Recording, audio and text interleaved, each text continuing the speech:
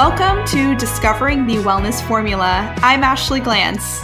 And I'm Dustin Messick, and we are both registered dietitian nutritionists. We're here to promote wellness through the lens of nutrition and so much more, helping you navigate the journey by bridging the gap between reliable information and misinformation. Together, we'll provide you with a clear blueprint of knowledge and actionable steps to support your health and well-being. And here's our disclaimer. The information provided on this podcast is for informational purposes only and is not intended as a substitute for professional medical advice, diagnosis, or treatment. Always seek the advice of your physician or other qualified healthcare provider with any questions you may have regarding a medical condition or health concerns. Our podcast, Discovering the Wellness Formula, dives into all domains of health, whether it's discussing mental health strategies, nutrition tips, fitness approaches, or exploring how relationships and personal growth contribute to our overall well-being. We aim to make wellness more accessible and inclusive for everyone. Hello, everyone, and welcome to Discovering the Wellness Formula. Today's guest is Associate Marriage and Family Therapist, Natasha Aftandilians. Natasha earned her bachelor's degree from UC Irvine and her master's degree from Phillips Graduate University. Since beginning her career as a therapist in 2018, she has worked with diverse populations, including children, teens, young adults, family, and the elderly. Her professional journey spans from working in public schools and community mental health clinics in the heart of Los Angeles to residential treatment settings that specialize in eating disorder recovery. In her private practice, she addresses a range of diagnoses such as PTSD, anxiety, depression, and eating disorders. With a curious and direct approach, she empowers her clients to overcome their barriers to health by challenging unhelpful and negative thought patterns and helping clients to see their inherent strengths. We're thrilled to have her here today to share her insights and expertise in mental health care. Hello, Thank you Natasha. guys for having me. Hi. Thank you, guys. Natasha, tell us a little bit about you. Yeah, so prior to 2017, I had not worked in mental health. I hadn't studied psychology. In college, I had studied a lot of different things, and I was working in a very different field in more of journalism, music and entertainment. And by doing that, I had realized that one of my favorite things to do was to sit down and interview a lot, musicians, artists, people in that industry. And I realized that it was combining two things I loved, which was obviously art and entertainment, as well as just getting to know people, right? That inherent kind of curiosity that you have to have as a reporter or a journalist. And I realized one day, very randomly, while I was talking to my mom, who happens to be a therapist, she was like, why don't you do this too? And the two things all of a sudden clicked at the same time, where being an interviewer and just getting to the depths of somebody's kind of core and helping somebody, I was like, oh, there's a career that allows me to do both. So that was a big part of what kind of motivated it, that inherent kind of curiosity, desire to gain people's trust. And of course, my mom was a therapist. She went to the same school that I did. And she's worked in mental health for the last 30 something years. So those were, I would say, the two biggest motivators to studying this. I started school in 2017 and then have been working in a lot of different environments since then. So I would say that's how I got here. And then I guess that answers that question, hopefully. Yeah, it sounds like a mix of just kind of practicing some of the skills in the music entertainment business. And then also that it kind of almost runs in the family to be this therapeutic master. I know. I love that idea of either of us being masters. I would say my mom definitely has the most expertise. She and I both worked kind of in similar fields. She's worked for Department of Children and Family Services for many, many years. So she has her LMFT and she works with kids and families a lot. And then I worked in community mental health in LA as well. So seeing a lot of her clientele come through my kind of doorway as well. As far as wellness goes in my household, even I've got my mom and myself are therapists. My sister's a physician. She's an OBGYN. So we all kind of are working with a certain population that goes through their stages of life. They're born, they're with my sister, and they become a little bit older. They might go my direction, or unfortunately they might go to where my mom's kind of purview is, but it's all with the same intention of, treating a problem holistically, mental health, physical health, social health, and well-being. We all kind of are working on that together. So yeah, maybe it does run in the family and we just don't know. Yeah. Another thing that I like to tell therapists is like, you are all emotional experts. I'd like to hope there is some expertise that it translates to our own personal lives. I like to think it does every now and then, but we are definitely fallible human beings. We are not perfect by any stretch of the imagination, but yeah, I think that's why people go into mental health, is because they are trying to sort things out for themselves. Even just something that I've recognized recently is like, so many people that have gone through certain experiences want to be on the other side of it. Where we have all worked before, we saw how many people who'd been through a certain illness or diagnosis want to then be on the clinical side of it. And I do think that makes people better at their job when you've had experience with depression, anxiety, trauma, whatever it might be, to then go in and help people in the same boat. You have a unique insight. And I think that's why most people seek it out. Yeah. Yeah. I mean, there's tons of dietitians I've talked to that they saw a dietitian and they were just like, I felt so supported, empowered, and now I want to become a dietitian. Mm-hmm. Yeah, it's great. It's a paying it forward, maybe, I love that. I love that. And I love also that you mentioned kind of like the holistic piece, and like everyone in your family has like that approach. And I think that's so beautiful. And I think too is that like in our society, there's such an emphasis on like physical health, right? And we really wanted to like dive in today on like, why is mental health just as important? And like, how can a person's mental health really affect their overall well-being?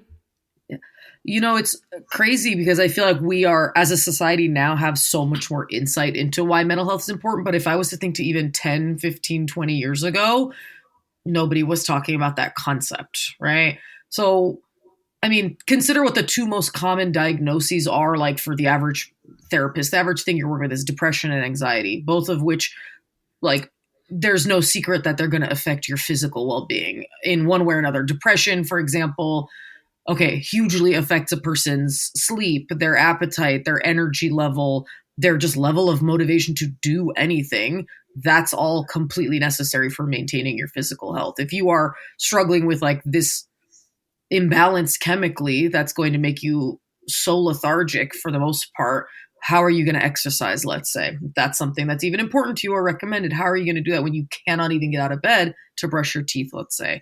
And with anxiety, we all know that stress, for example, is going to have so many physical kind of side effects. Anxiety is just one component of that. Imagine the muscle tension, just even the simple grinding of your teeth when you're sitting there sleeping all night. I wake up with headaches sometimes from just clenching my jaw, digestive issues, your immune system, right? Stress, anxiety, they're on that same platform. So I think people are finally starting to recognize that there is a tangible physiological effect from even just those two conditions, let alone PTSD, which they've done studies on to show that, if you've experienced, the ACEs, adverse childhood experiences study that they did with, a medical school did that study to show how even if you experience 1 to 3 of these adverse childhood experiences or traumas in life, you were 10 times more likely to have heart disease, drug addiction, all of that. If you guys were to ever just do a whole podcast episode on that, so yeah, 3 of the most common diagnoses are going to affect your physical health, and it's not even up for debate anymore. So I think we're finally recognizing that, yeah, if you don't address those things, the physiological is going to get a lot worse, and vice versa, right? Yeah, I love that you're really like expanding on like that connection between, like you were saying, like stress and that impact like emotionally, even with like our digestion, our sleep, like everything is like so intertwined. And that's such a fascinating study that you were referencing regarding like how trauma can also impact us. So what have been like, do you think so far just throughout your journey in your field? Can you share some of like the most common maybe misconceptions about mental health that you've encountered? I would say that for most people, it's about strength and weakness, you know.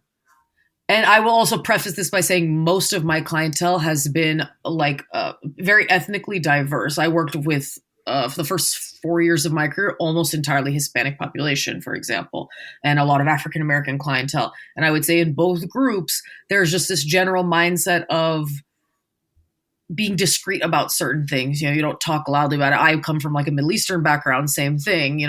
There's a lot of Armenian or Middle Eastern like therapists, but I don't have any Armenian clients, right? There's just this general idea of something's wrong with you up here, so to speak. That means there's something wrong with you as a person.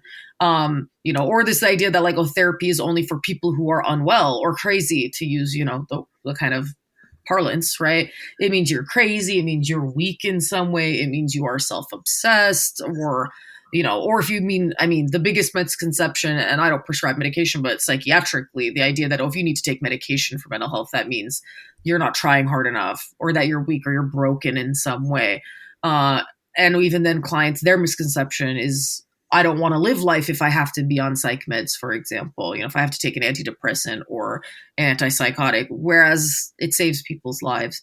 So that's the most dangerous, I would say, misconception. But the general one, it's just the stigma around it being a sign of some weakness, or like there's something wrong with you, right? Or that you only need it when there's some sort of crisis happening, which is obviously inaccurate. Yeah, no, I love that you said like that's like it's like that black or white thinking that I know that we've all probably dealt with various clients, and it's like you're either weak or strong, and it's like, but what does that gray middle ground look like, right? And like I definitely love that you mentioned that, because I think therapy is such an incredible tool. And I know that there's a lot of people within my family and even my personal world that kind of have those similar misconceptions that you were sharing.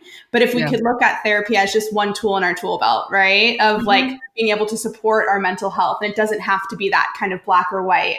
It's like, what does that gray look like? So I love that. Yeah. I think a lot of that is breaking down culturally, hopefully. I'm going to say something that might sound weird, but this idea that therapy is for white people, right?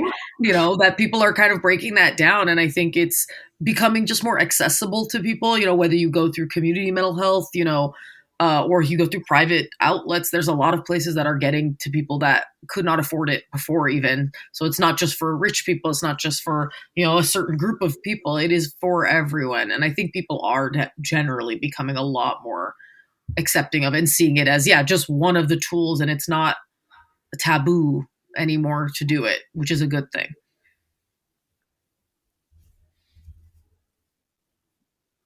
Yeah, I totally resonate with a lot of what you just shared. What are some key practices that can enhance mental health in our daily lives?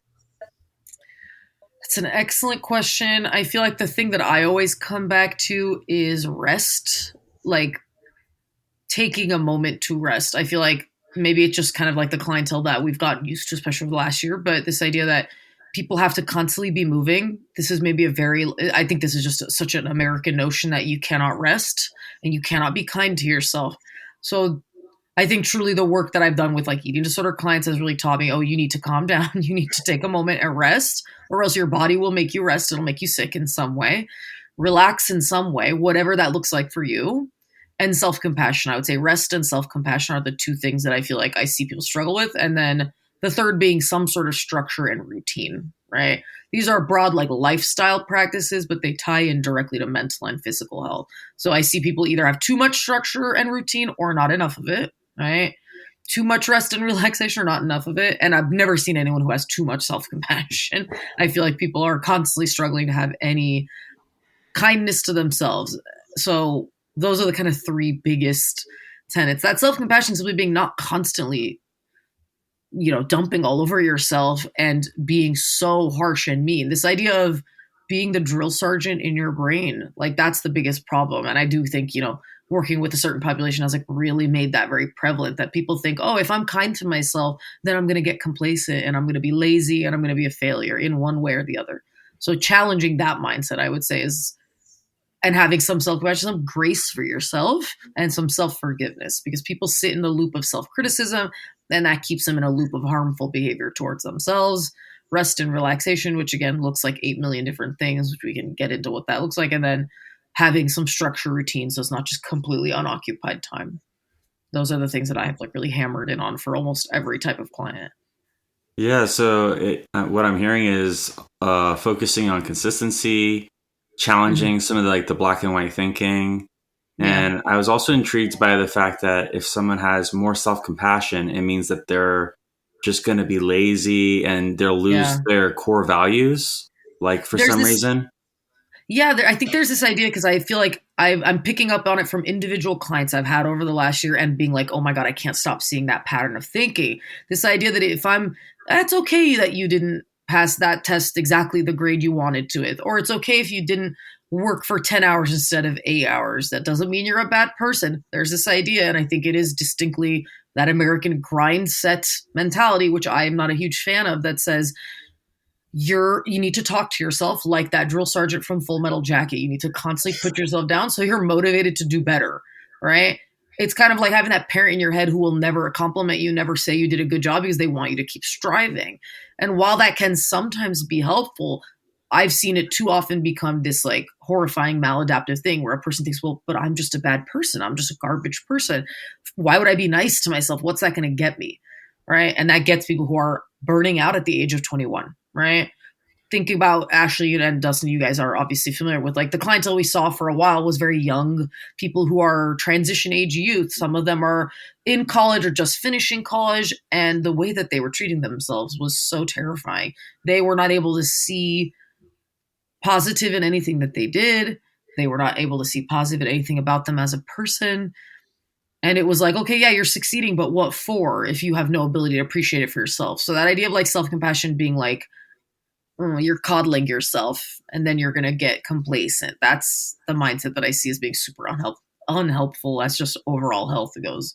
Might it make you into the next, who's a successful person that's not gross that I can use as an analogy? I was going to say like the next Bill Gates or something, maybe, but he seems to be pretty stable nowadays too. So you have to be nice to yourself every now and then. So, how can social connections and relationships play a role in supporting our mental well-being?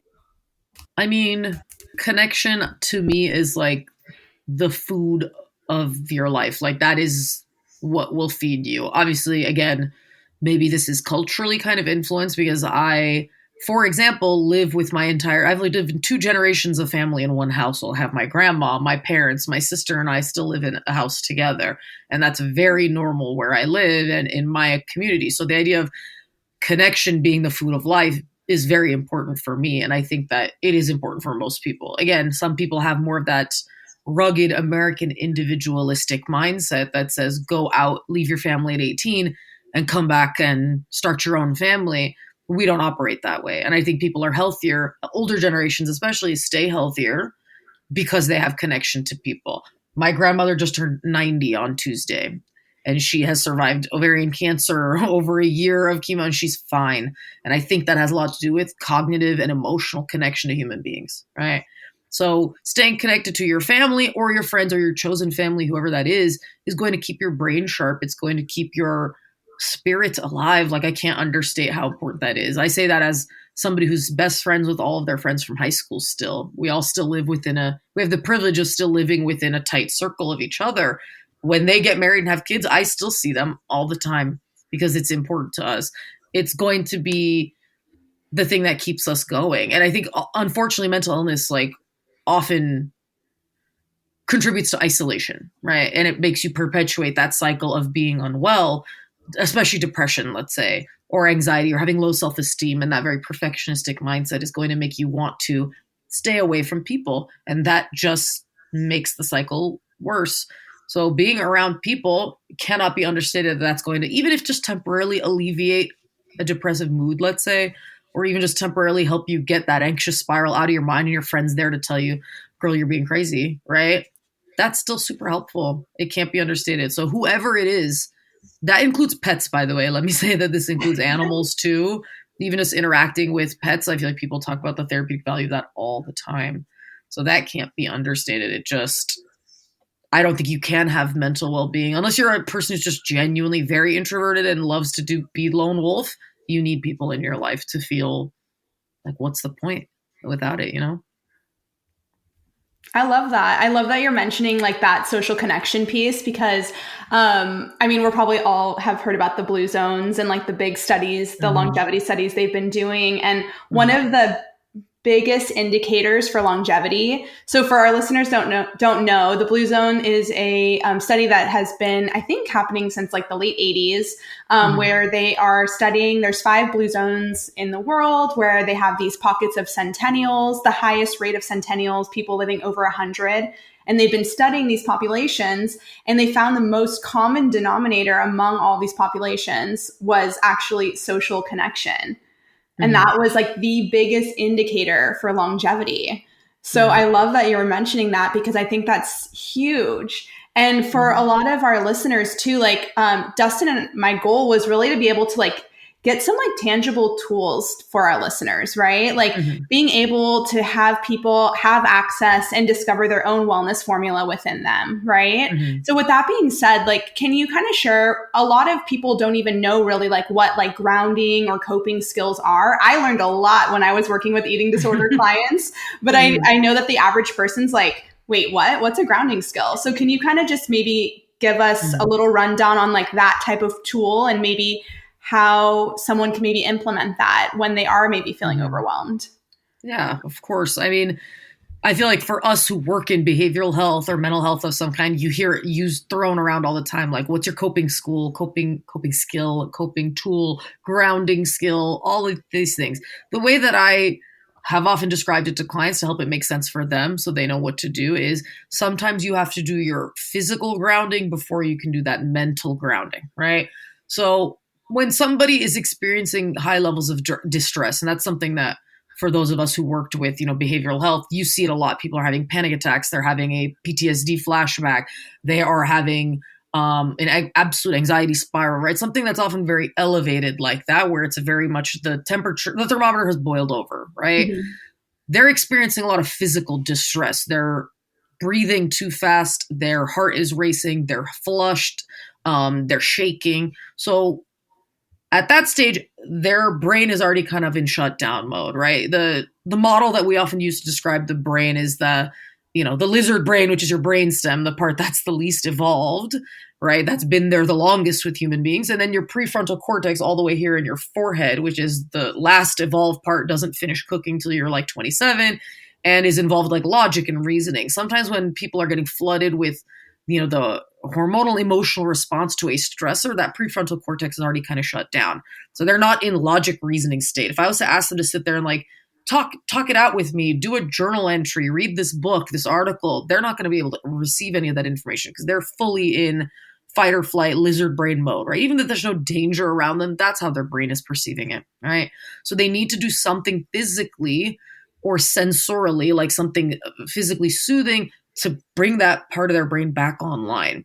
So if, we saw this all the time in our line of work, if we were to go talk to a client who's like hyperventilating and freak out, if I was to go try to have a session with them in that moment, it would not be super helpful. What we would often have to do is use their body to then lead their mind, essentially. They have to soothe the body so that the mind can be soothed. So oftentimes that looked like things that have to do with the 5 senses. The most common one that I feel like you'll hear because it's easy to remember is 5, 4, 3, 2, 1.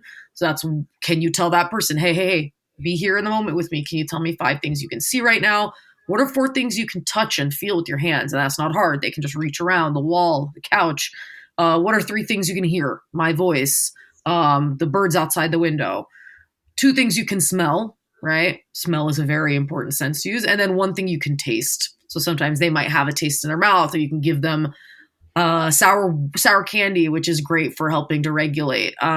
Those are all things that can bring their awareness back to their surroundings. So sometimes when they're very dysregulated or having a major, like, kind of nervous panic attack, their feet are even basically not on the ground anymore. So you have to bring them touching earth, essentially. So touching things as well, something that has a texture, of temperature, right? A lot of our clientele really loved grabbing ice because it's very regulating. So putting ice, I was like, some of them just like to hold it. Some of them like to put it on their temples. I would say on their wrists, especially for clients who have any predilection towards like self-harm, and holding the ice up against their wrists or against their forearms. Putting your hands under running water, dunking your head underwater, putting it into an ice bath, essentially. And just anything that helps with like body awareness as well. So, There's a term called like progressive muscle relaxation. And sometimes that starts with the person sitting in a chair and they will have their toes, they'll tell the person like curl your toes into the carpet of the carpet, see what you can feel, tighten your muscles and then loosen them. So you bring awareness to that part of your body and you go from head to toe basically. That's sometimes what has to come first. And then anything that has to do with breathing. Honestly, there's so many different types of like breath work, sometimes as simple as just the box breathing, which is 4 seconds in, hold it for 4 seconds, exhale for 4 seconds, pause for 4 seconds. It's a simple box that's easy to trace for the average.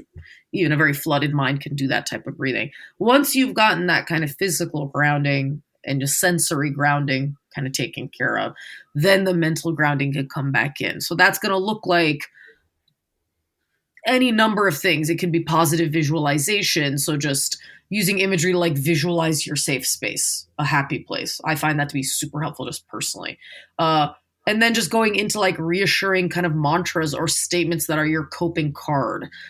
I'm safe right now, or everything is going to be okay. This feeling will pass, no one is going to hurt me. Then they can start saying things like that. And then they can engage maybe in talking to a person who's there with them, talking out what's the thought process. Because then they're a little bit more physically able to, their prefrontal cortex has hopefully come back a little bit online, and then they can have that. But it's got to be a lot of physical first, soothing, doing a calming activity, listening to something soothing.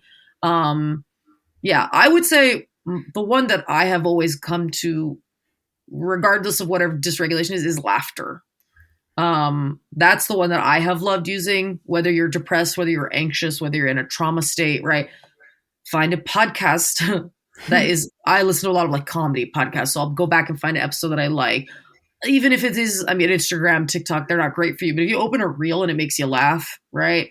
That's great. Reading a text message from a friend, looking at a meme you have saved in your phone. It sounds silly, but 100% laughter. Watch a TV show episode that you like. Laughter is, I can't believe I'm about to say this. Laughter is the best medicine, but truly, it definitely can be. Something that kind of helps take your mind off of it and reminds you like, oh, it's not that deep, because 90% of the time it isn't, but it feels like it is. I love that. That's my favorite saying. It's not that deep. But I also love, because I think it's such a valid tool that you were just sharing of like, hey, we really got to focus on that grounding piece first. And like kind of getting ourselves back to that present moment, right? Before we can really tap into those coping skills. Like you were saying, the coping skills aren't really going to be valid or maybe as helpful if we're not feeling grounded in that moment. Yeah. And I think that's such a valid thing. I think I kind of learned that from you, because I share that actually with a lot of my clients as well. Like when we kind of talk about coping and grounding and things like that. And I just think it's really powerful for like an average person today. So like you were saying, like our culture is like, go, go, go. We're like on the grind. We're on the move, right? That's really embedded in our culture. And like you were mentioning earlier, like rest would be such an amazing thing if people were able to implement that more in their lives. For like an average kind of busy person today that is maybe running around, or she's a mom, she's working, she's a wife, like whatever that looks like, right? Like how could they incorporate like grounding and or coping techniques into like a daily routine? Yeah. I would say the most important thing is practicing the skill before the emergency happens, right? So if you're a person who that like the sensory experience really soothes you when you're in distress, like when you're already at a 10 out of 10, and make time for that throughout the day, especially for people who are really into breath work, right? If you start your day with, I'm not like an expert in mindfulness and yoga, and that kind of approach to mental health has not often been my favorite thing either. But I know that I can go to YouTube and I can find an easy 5-minute meditation video or something that allows you to do mindfulness, let's say, and even just work on your breath. If you start your day with that, you're going to see huge difference, right? That can do 5 minutes. You can do it at your lunch break. You can do it whenever, as long as it's something soothing. Incorporate it. You have to kind of just make a commitment to your own time to do that. That's one thing. Or if you're very into that sensory coping skill, right? If you love scent, I think scent is also one of the most important ones. Make your home, make your environment a place that feels and smells safe, let's say.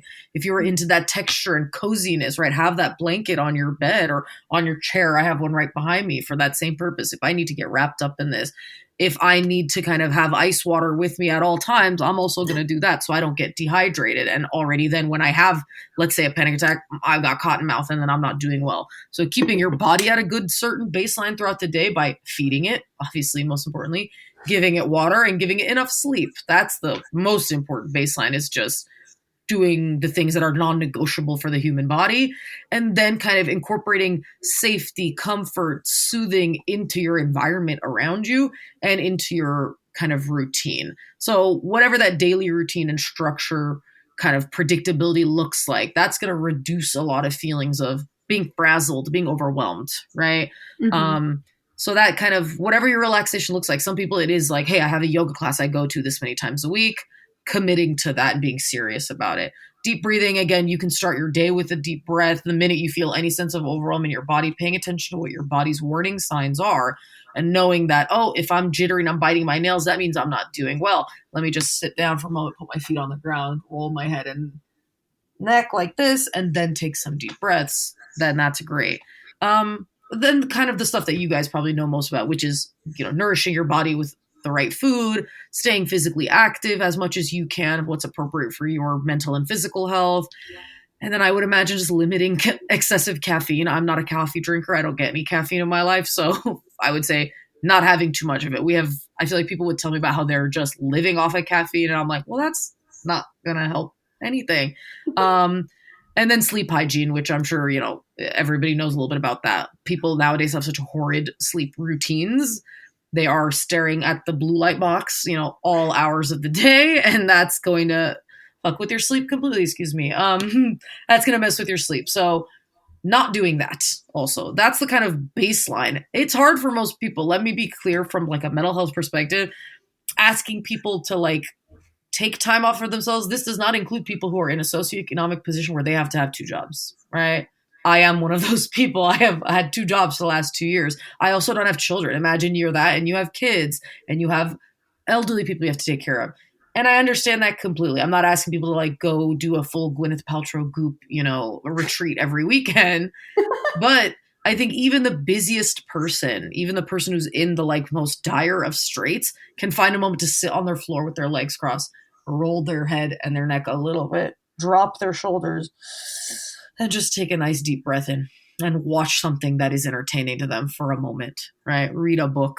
It's not that complicated. You do what you can with what time you have. It doesn't have to be like a perfect Instagrammable video of like, I woke up at 7 a.m. and then I went to sleep at 7 p.m. It's not realistic. You just got to find the 1 or 2 things that work for your own schedule.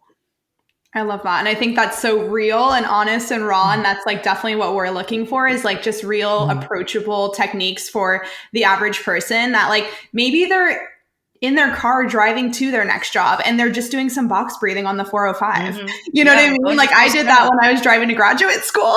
Yeah. Oh my God. Yes. It's gotta be that, because if it isn't that, think about all the nasty kind of habits that slide in and replace the good ones, right? It is living off of coffee because I woke up late because I didn't have time to make breakfast. And now I'm sitting here a jittery mess at school, at work, wherever it might be, right? It's a chain of events. You guys know it. It's like how you start your day, the way you woke up and the way you went to sleep are going to kind of dictate a lot of how your day is going to go. So if you can even just fit that in, like you said, during your commute, put your AirPods in while you're at work and listen to some music that's soothing to you, right? Eliminate as much catastrophic noise in your life, whether that's internally, and that means challenging the thought pattern or being more compassionate and calm with yourself. That can also just mean like I have to set boundaries on what I'm reasonably able to do, right? I would have clients who would tell me all the time, they're like, I want to do this and I want to do this. I was like, let's be for real right now. You're not going to be able to do all those things. Pick the one thing that's most important. And when I had a client he has 2 kids and he's got 2 different families he's got to navigate and he's got 2 jobs, I was like, do you really think you're going to be able to get an hour at the gym going? Sorry, I know that's important to you. Maybe that's not going to happen today. Maybe that's not going to happen this week. But maybe you can do something from your chair at work and, put some dumbbells next to you if that's going to help you feel like you got something done. So just being reasonable, realistic, and giving yourself grace if you didn't get to do it perfectly, whatever it is. Oh, I love that. And I definitely can relate to having clients where they just don't have any time for themselves at all. Working, working, working. So with that being said, I think that what I'm about to ask is going to be a great thing for those people who are so busy they can't even think of themselves once. But in what ways can mental health impact areas different from our lives, such as work, relationships, and physical health? I mean, what areas does it not impact, is the fun question. I think the way you get buy-in for certain people with their mental health is telling them how it affects their productivity and how it affects their work, because a lot of people don't care about their well-being, especially the population that we work with for a long time. Let's say clients with eating disorders, for example, they don't see their illness impacting their productivity. They think it makes them better. And I was like, oh, really? That's interesting. Let's look at the reality of the situation. It's definitely impacting your productivity. Can you guys still hear and see me, by the way? It looked like it was lagging or glitching. Is it good? You're good. Okay, cool. Yeah, it's going to affect your productivity because let's say it's anxiety and or depression. That's going to make you have a hard time concentrating. Both do. It's going to make you have a hard time staying motivated to do anything. It's going to make it hard for you to have any ability to make decisions on the job, let's say. So your overall job performance is definitely going to suffer, right? Your relationships at work are probably going to suffer as well, because collaborating with people, communicating with them, right? That's going to be a big barrier. If you cannot kind of take care of yourself, it's going to be hard to take care of other people. And then that goes into your relationships, right? When one person in a family system, let's say, suffers, everybody suffers, right? If you've ever seen a parent who's struggling with mental illness, right? I think we all kind of can know what that looks like, or a family member suffering from any mental illness. You see how that will affect the entire family system, from child to grandparent. Everybody is going to be affected by that. It's going to make it, it's going to have that ripple effect. It's going to affect everybody. So that's why I think it behooves us, if we care about our jobs, if we care about our kids, our community, whoever it is, it's not selfish to take care of yourself and your mental health. It's actually selfless, right? And that's, again, that barrier that a lot of people encounter. They think that taking care of themselves, I don't have time for therapy. I don't have time to go do this because I have to worry about other people. Okay, well, if you're not worrying about yourself, you're soon not going to be able to worry about anyone else. They're not going to have you around for much longer. So that ripple effect is for real, in every area, whether it's your work, if that's important to you, your family, if that's important to you, your physical health, if that's important to you, whether it's for physical appearance reasons or physical just internal health reasons. You get buy-in with people from either your guys' perspective or ours by finding what is personally meaningful to them. And for some of them, it's I want to be around for my kids longer. For some of them, it's I want to be a very successful blank, right? Okay, point out to them exactly how not taking care of this stuff is going to affect that area. Yeah, so what it sounds like from that perspective of, trying to take care of yourself, it's almost like you're running on low batteries and you need to recharge. And if you don't recharge, you're not going to be able to keep taking care of everybody. Exactly. And I think it's so important to me personally because I feel like I've seen nothing but people who don't do the recharge. Classic example. I think millennials and Gen Z watching their boomer family members never take a sick day, for example, never use a vacation day, because that's, again, a sign of you're not loyal to your workplace. So I was like, no, you don't have to be more loyal to your workplace, for example, than everything else that's important to your life. So I think that's why younger people now are doing the whole self-care thing, and it still sometimes gets labeled as selfish. But I'm like, no, I only have so many years on this planet. What am I supposed to do with them? Suffer the entire time? No. You have to take some moments. Don't be lazy, but also take some damn time for yourself. It's possible to have both. There's a balance.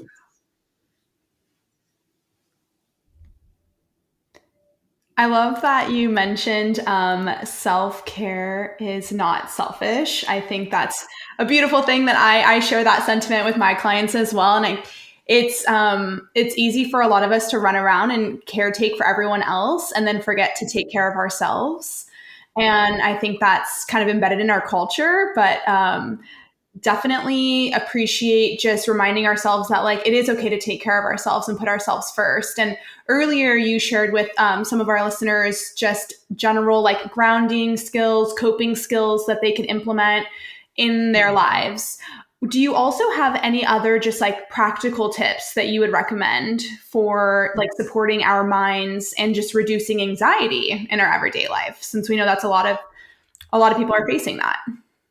Yeah, I would say it comes back to some of those points that like kind of, I think I mentioned earlier, the idea of routine, self-compassion, and rest, right? Routine, I think, is one of the ones that is underrated, right? I think there's this mindset that, oh, self-care is indulgent, right? It is doing the relaxing thing. It's doing the bubble bath. It's getting the manicure. Sometimes it is not. Sometimes it's doing that hard task you have been avoiding. Supporting your mind and reducing anxiety means not being avoidant. Number one thing. It means, oh, my pile of mail has been sitting there for 6 months. There's bills in there I don't want to look at. There are letters from my student loans that I don't want to look at, for example, right? It means looking at that stuff, right? It means having routine and structure to reduce feelings of overwhelm. If you live in a messy mind, if you live in a messy space, you're not going to get any rest at night, right? So that idea of like routine and ritual, I think, is actually super important. You know, being a mental health clinician doesn't mean, oh my God, that thing is stressing you out. Don't look at it, right? It might mean maybe take a day not to ruminate on it, but it also means your anxiety is going to get worse if you don't look at it, right? So do not hesitate to look at the thing. Anxiety is only removed through action. You can only release it for most of the time through action. If you notice you're anxious and ruminating about a thing that you cannot take action towards, then you need to put it away, right? You're either ruminating about the future or the past, and that's not something you can take action for, not necessarily.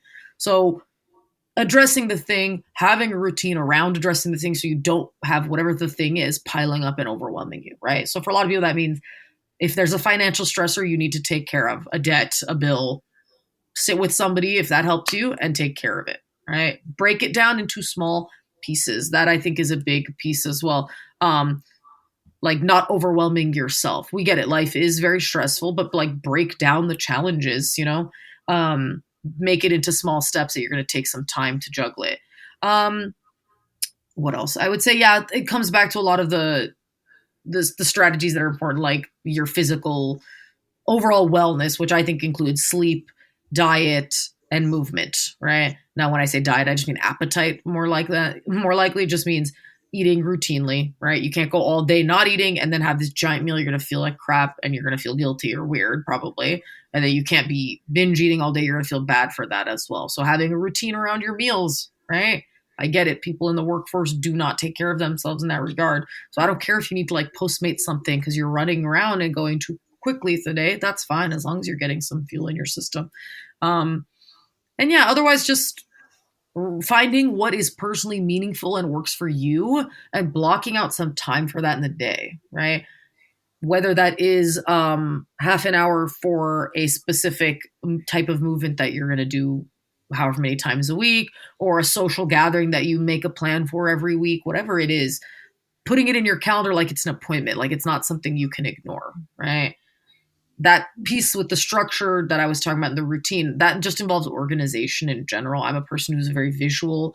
I have everything in either a Google or an Outlook calendar, even if it's just a personal appointment. So I think people need that in order to just kind of stay on top of all the things that they have in their life so they don't get overwhelmed and anxious. So yeah, just doing whatever you need to do physically to feel engaged in your life, and then mentally to feel engaged in your life, like you have some power and control over it, that you're not just a passive participant in life. I have a schedule, I've got a plan. Even if I'm not working right now, right, you can still have a schedule. I have plenty of clients who are in between jobs or they have a schedule that like gives them a lot of free time. You can't just sit there all day and do nothing.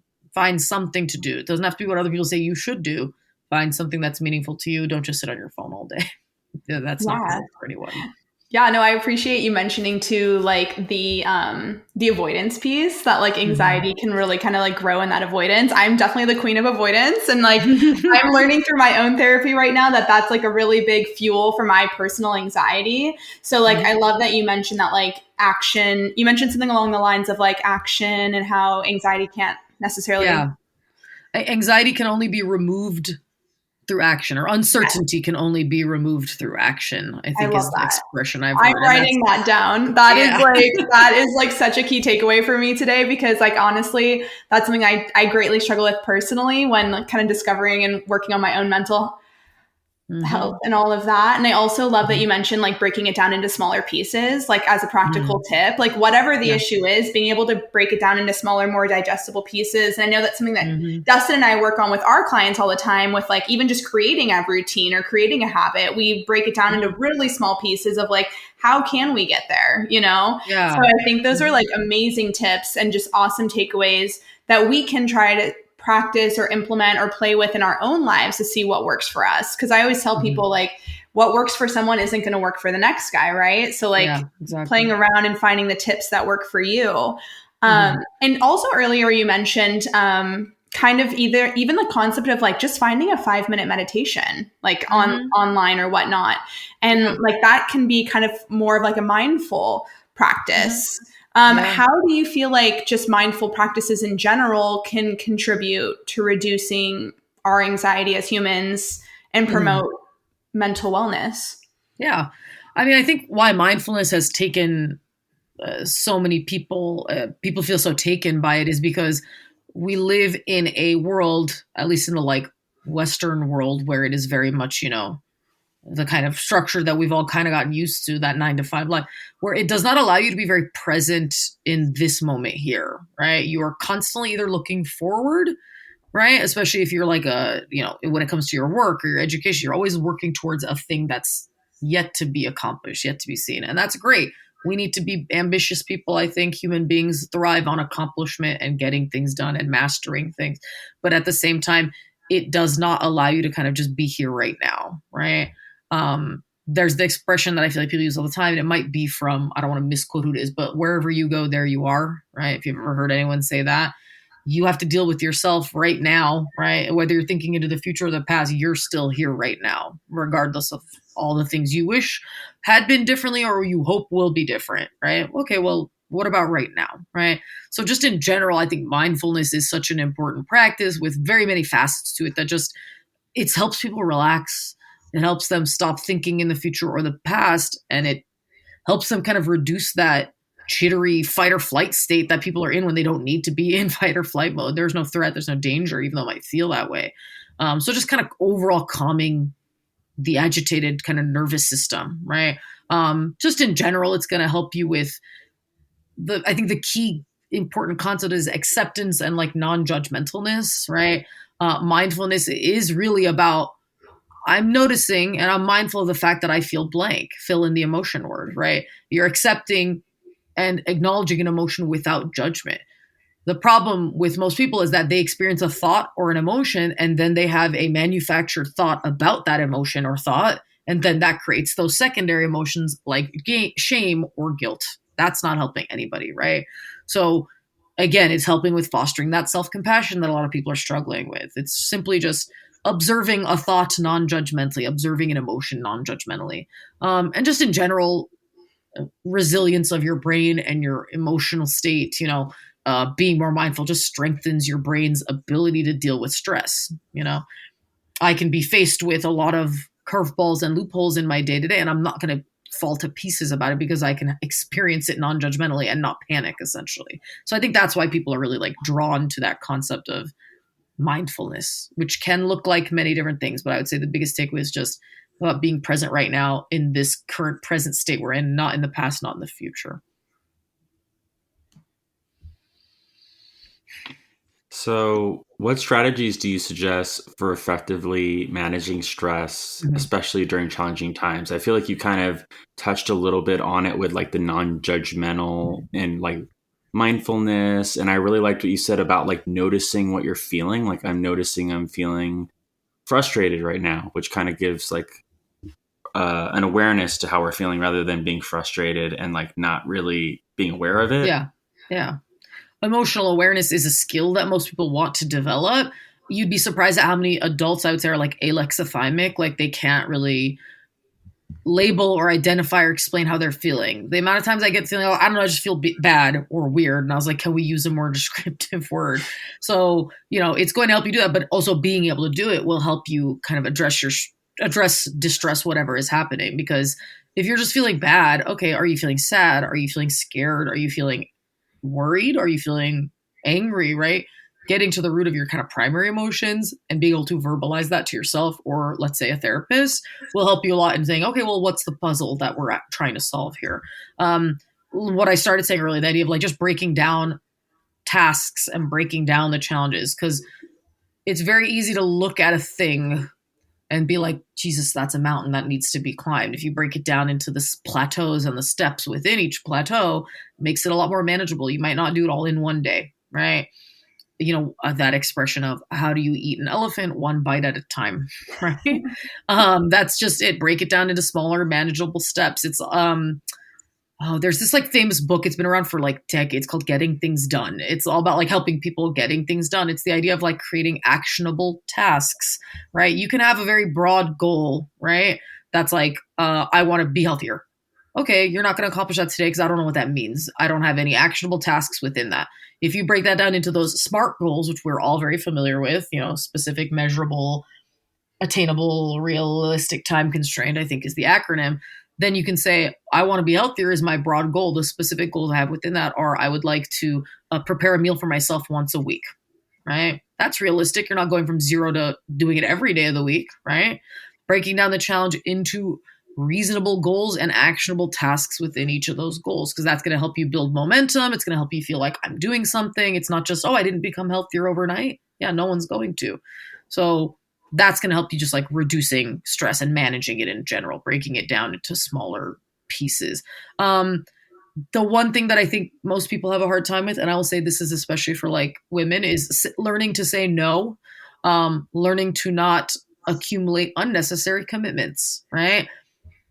Avoid overextending yourself. That's like a big problem people have, which is like, yeah, somebody asked me to do this and I said yes because I can't, I'm not allowed to say no. You are allowed to say no to your loved ones. You're allowed to say no to your family within reason. Obviously, if you have, I think the notable exception is if you have small children, there's a lot you're not going to be able to say no to. So just bite the bullet on that one for the next 18 years, right?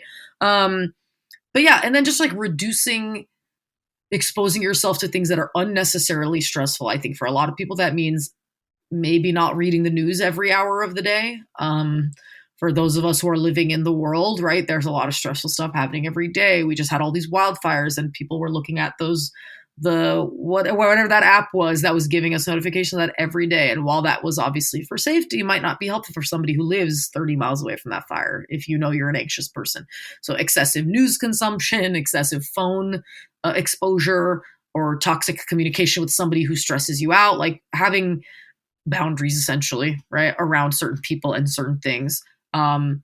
Depending on what your line of work is, that's going to mean turning the phone off at a certain hour, closing your work laptop, whatever it is. I know there's lots of careers out there that have no boundaries around your time. If you're a lawyer, if you're in a corporate kind of business environment, I work in mental health. So, we try to respect that boundary a little bit more. But if you work in an environment that doesn't respect it, be strong and say, I'm going to have a boundary here, right?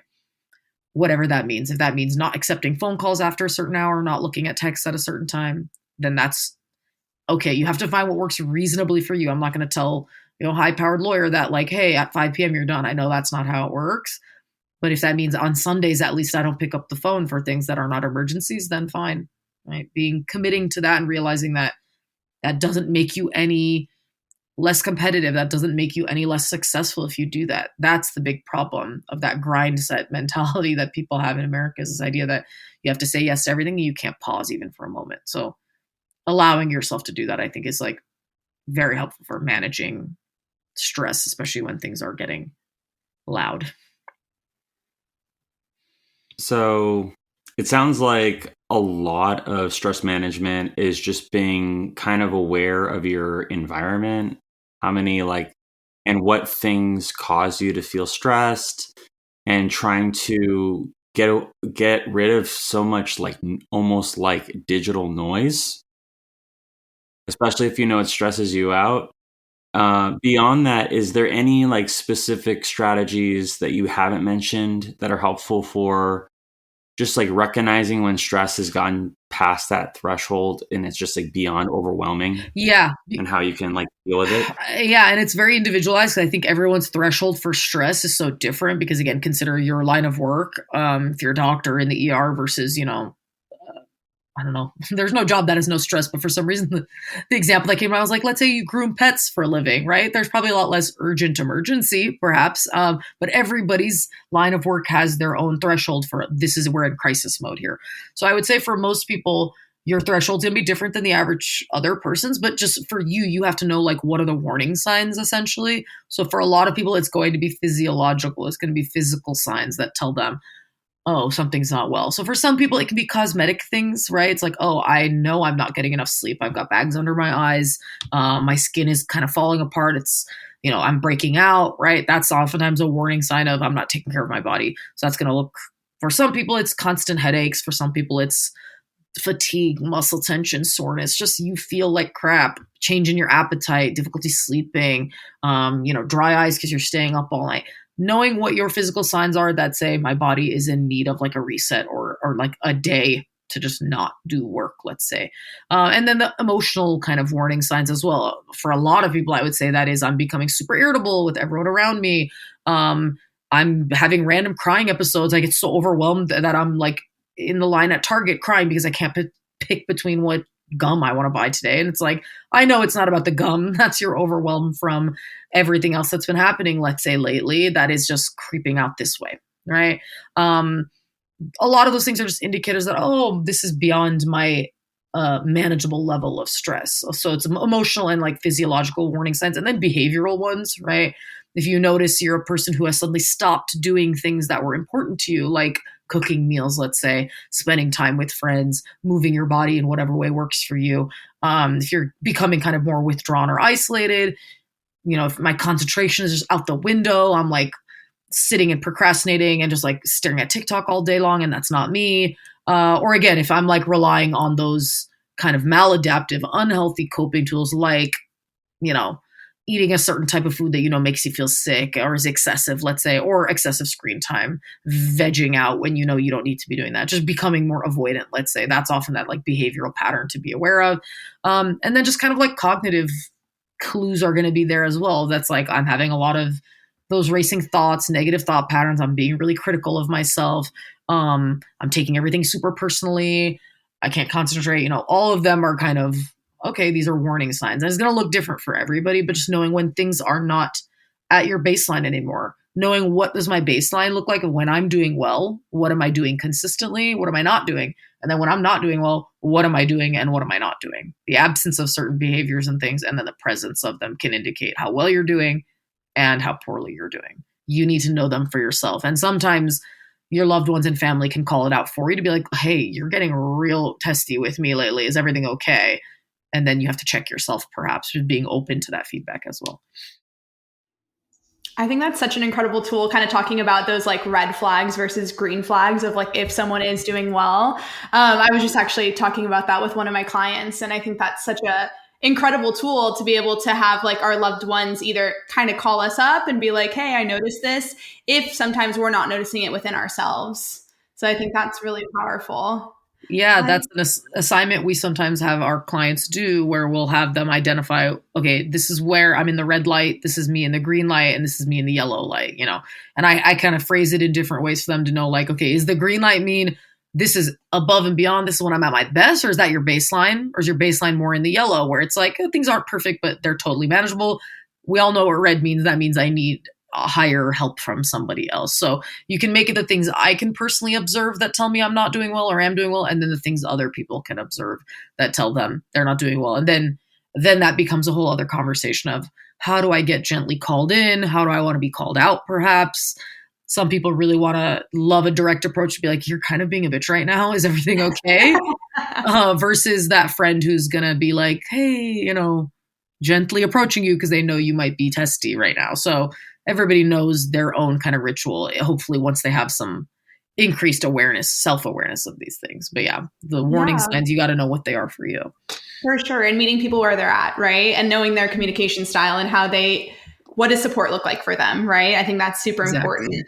For our listeners, what would you want to be like, for people that are listening, what would you want like any takeaways for them to be from this conversation talking about mental health?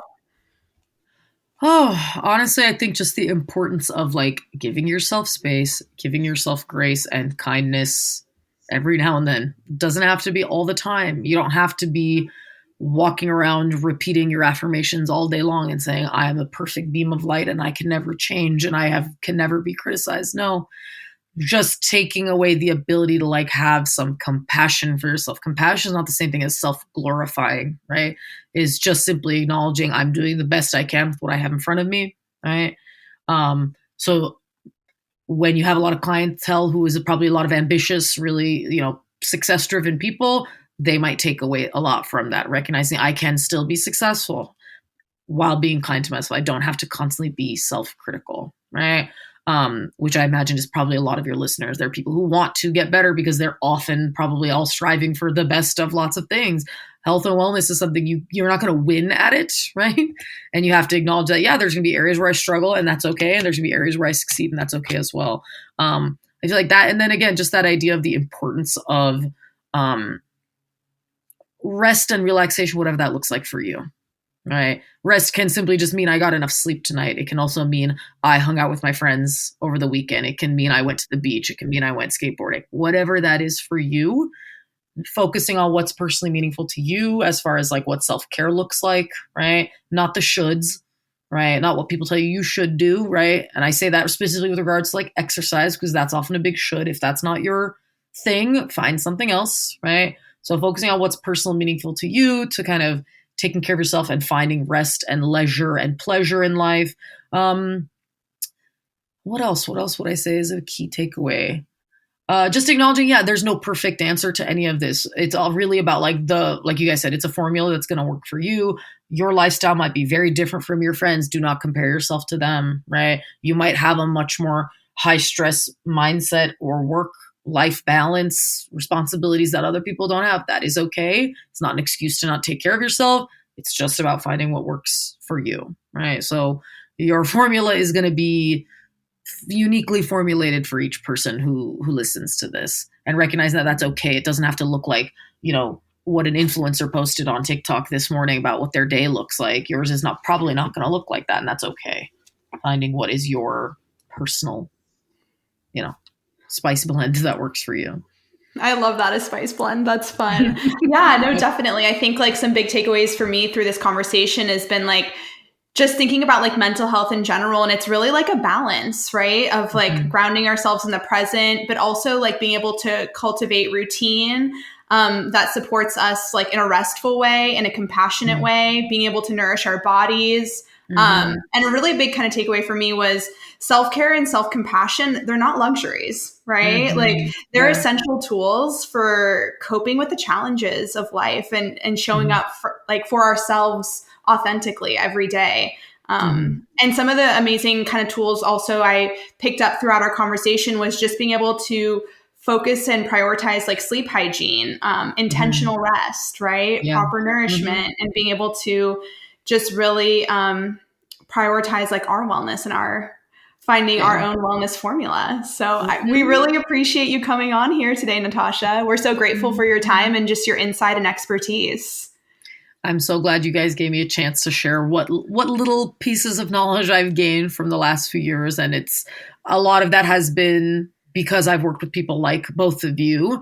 You guys have such an important role in mental health. And I think mental health clinicians have such an important role in dietary, physical health as well. So it is it's a partnership that I think all people regarding in any area of human health and wellness should all be kind of talking amongst themselves, and we all learn from each other. Like that learning never stops even once school is over. So thank you guys for giving me the chance and for sharing so much in all the time I've known you guys. Our podcast, Discovering the Wellness Formula, dives into all domains of health, whether it's discussing mental health strategies, nutrition tips, fitness approaches, or exploring how relationships and personal growth contribute to our overall well-being. We aim to make wellness more accessible and inclusive for everyone.